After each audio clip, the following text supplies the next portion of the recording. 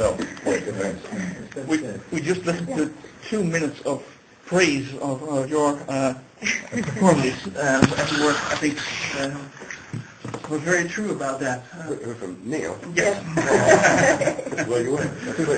That's but he said that he was only convinced that you could carry this part when he saw your performance in Monsters Ball a few years ago. Was that sort of important breakthrough moment for you, not to be just the nice-looking, funny guy who plays action movies, but also to get some... I actually stumbled across that role too. It was a friend of mine, Wes Bentley, who was in American Beauty. Mm-hmm. Four Feathers. Yeah, I was doing Four Feathers with him, and he was actually cast in Monsters Ball in that role. And then he pulled out because he just doesn't like to work. And he was getting in a lot of trouble for pulling out all of a sudden of the movie, and he asked me to do it for him so he wouldn't get sued or something, and so I did. And it was up until that point it was hard to be taken serious, and and to be given those opportunities, and so it was nice to kind of like have more of a humble performance and an opportunity to be in a more of a humble film kind of thing. But the way you tell it, it's like it took you by surprise. What, the opportunity to be in it? Well, the opportunity and the venues it opens for you. Yeah, definitely. I have very little expectation on myself and performance and opportunities, and so it was definitely a surprise, a very good surprise, because it's the avenue I wanted to take. And I think when I first got into the Hollywood system, so to speak, I was pretty much handed a career on a platter, big shiny glossy one, which I kind of bit into for a little bit, but then spat it out because it just didn't taste good.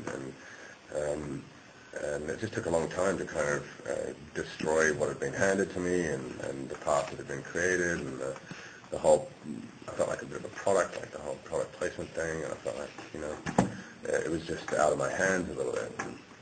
So anyway, long story short, No, make it a long story. Was that making it with like refusing scripts that you didn't like, but waiting for the great script to come along? Was that the process? There just weren't great scripts coming along at all. What, the romantic lead or the yeah, I hate romantic comedies. I know I just did one, but they bore me shitless, and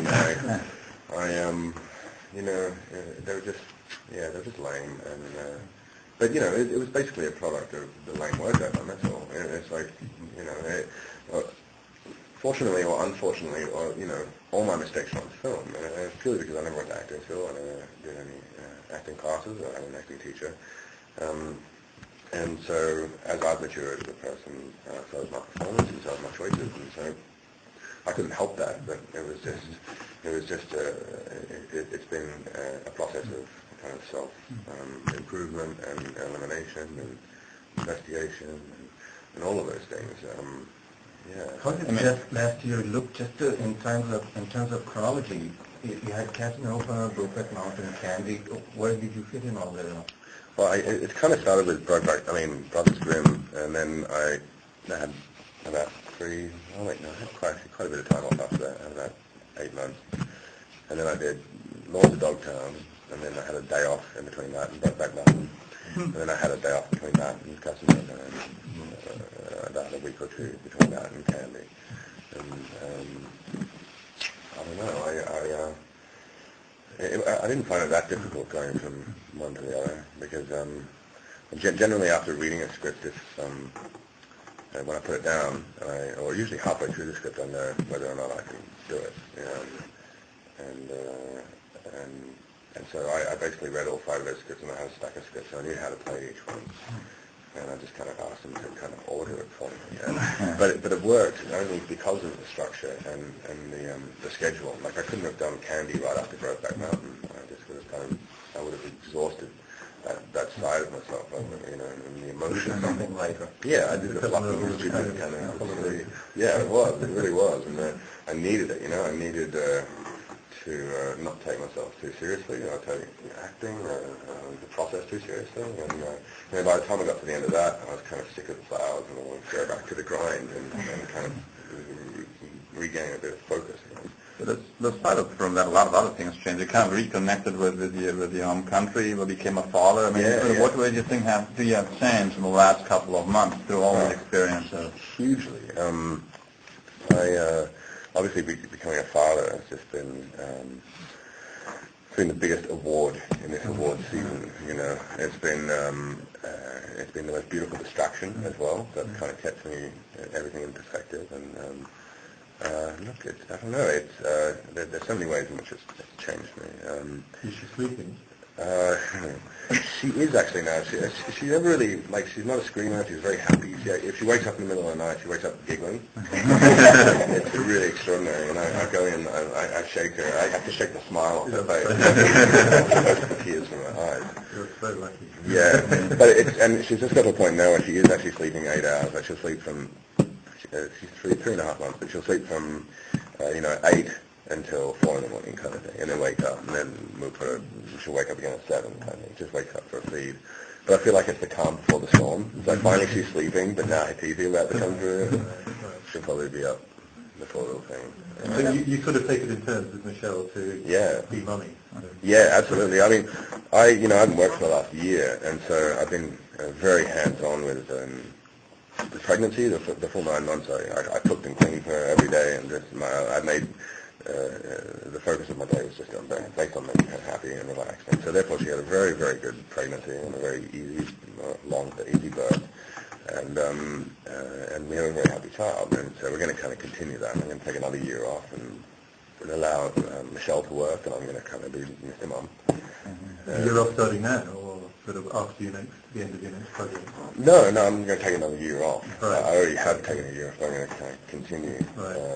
So you don't feel that kind of pressure to keep up the speed that you've been on, because you're on the top of the food chain in Hollywood now, I think? Well, I think that's all the more reason to kind of have a break.